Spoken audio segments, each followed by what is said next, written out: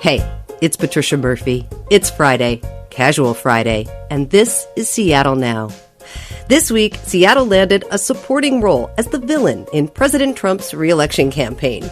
Students logged on for online school, and parents, well, we'll have to wait and see about what happens to them.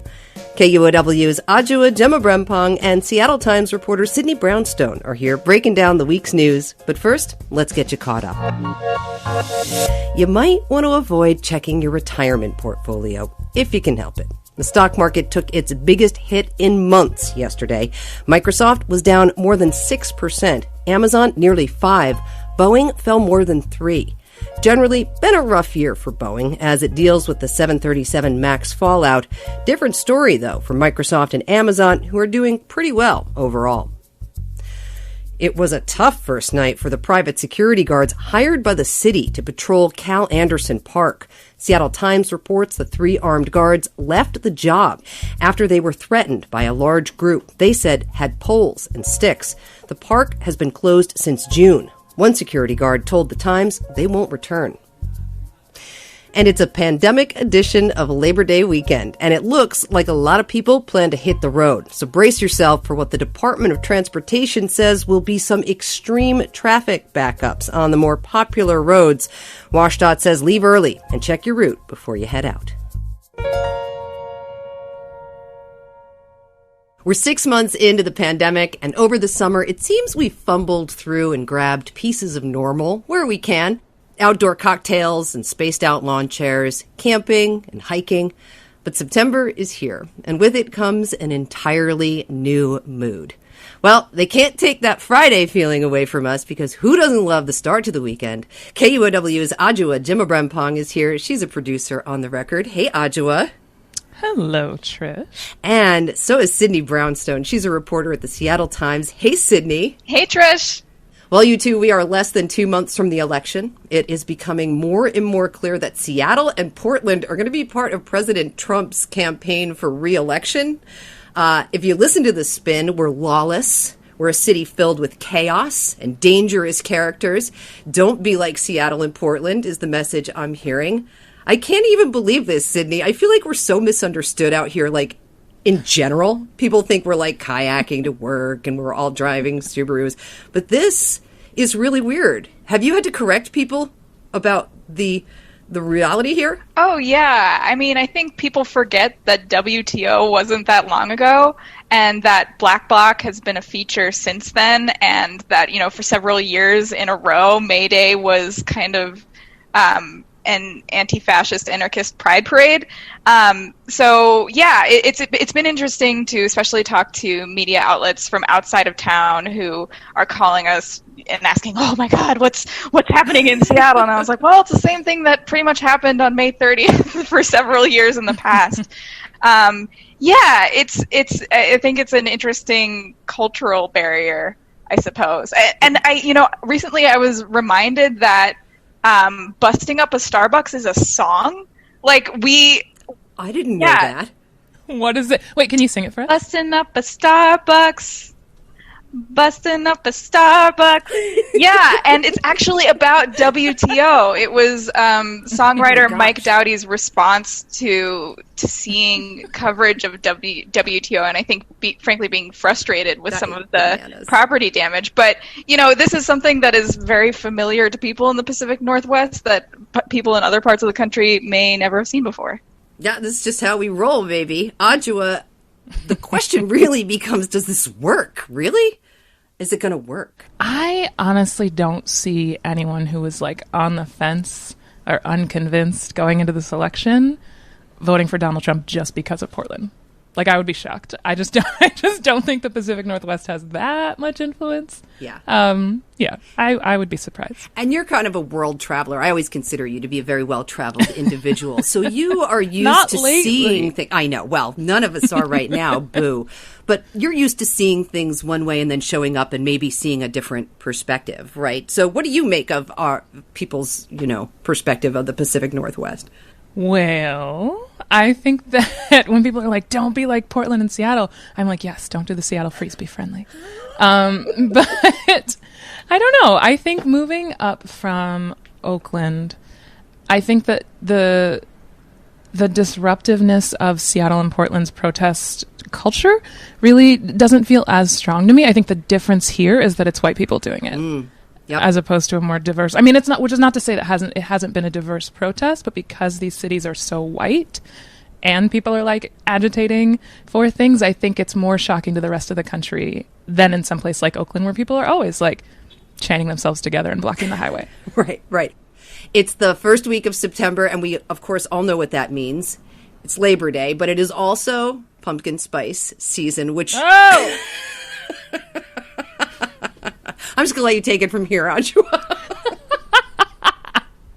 As both of you know, I have very strong negative feelings about pumpkin spice. First of all, pumpkin spice was fine when it was like a latte at Starbucks that appeared in October. Fine. Pumpkin season. Autumnal harvest. Love it. You do you. Now, Starbucks is like, oh, it's pumpkin spice season in August. First of all, for those of us who love summer, who live outside of summer all the time, latitudes, I get 2 months of summer in Seattle. Like, let me enjoy. Just, why do you hate joy? Why do you hate summer? Why do you hate light? Beautiful things, first of all. And that's in a general year. Second of all, everything is now pumpkin spice. I shouldn't have to deal with pumpkin spice face masks. I shouldn't have to deal with pumpkin spice body wash. Like, no one needs... I don't need that in my life personally, and I would argue that neither does anyone else. Somebody I know just got pumpkin spice deodorant. No! Absolutely not. So then you're going to smell like BO and pumpkin spice. I rebuke it. I'm sure it's very subtle. Pumpkin spice is many things, but it's never subtle. But then thirdly, this year especially, like, I don't know why people are super excited for fall. Fall means going inside. Going inside, being all stuck inside together means higher transmission rates. So really, the public health thing to do would be rejecting and rebuking pumpkin spice season, embracing the ability to be outside while you can, and fighting coronavirus by rejecting all like squash and gourd flavored things until pumpkin pie season. I love squash soup, though. Squash soup? Okay, what kind of squash? Butternut? All right. I'll allow it. Oh my gosh, Sydney. That went places. I wasn't expecting that seriously to turn into like a public health advisory, but I'm impressed.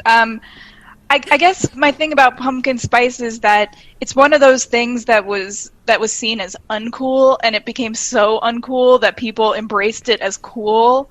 And totally, yeah, I guess I'm a little bit bitter about that. But the thing that I resent most about pumpkin spice is that it hogs the spotlight.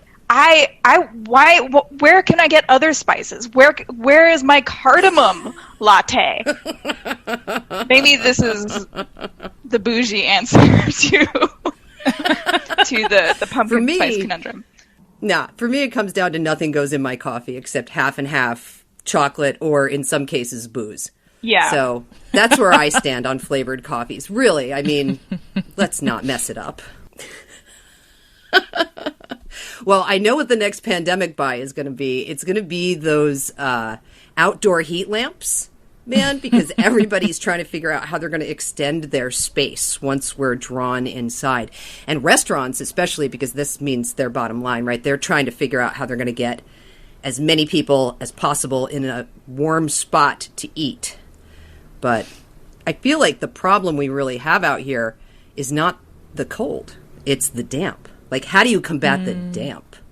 If you're sitting close enough to those heaters, you can really get rid of both. I love those things. I'm like a giant lizard. I love them. Really? Anytime I'm like, yeah, like brunch on a patio, I'm just like on it.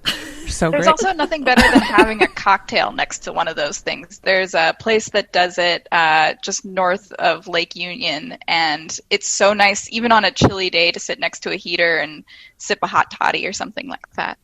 It's going to make us feel so much more European. It's great. We're zooming in the school this year. I'll be Zooming a 14-year-old be Zooming right down the hall from me. I'm not looking forward to Zoom school.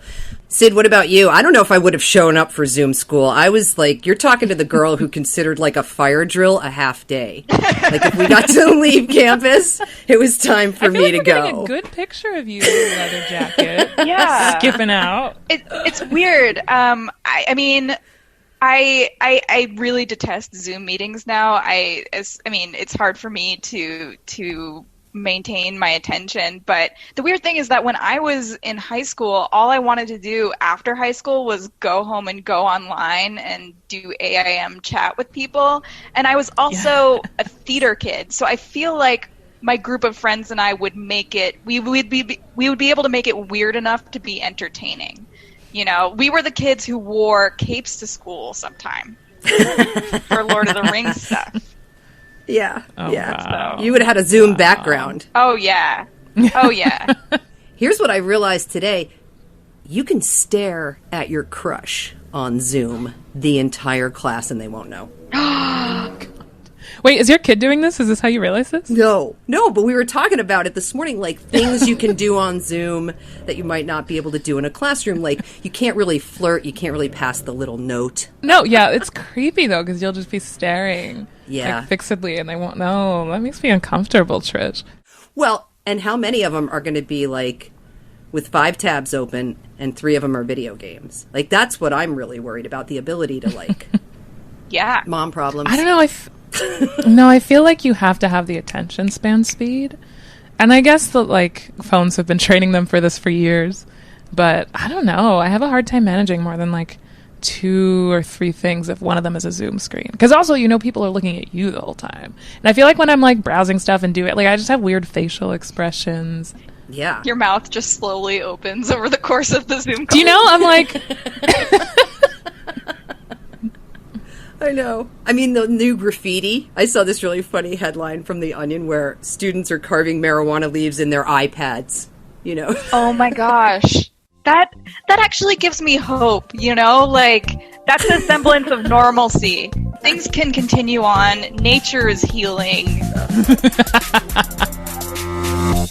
All right, that's our show. Thanks again to my guests, Adwoa Gyimah-Brempong, she's a producer on KUOW's The Record, and Sydney Brownstone, reporter at the Seattle Times. Thanks, you two. Thank you. Thank you for having us.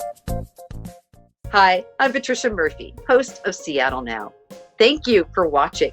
If you think this work is important and want to support us, subscribe to our channel, leave us a comment, and check out KUOW.org for local news.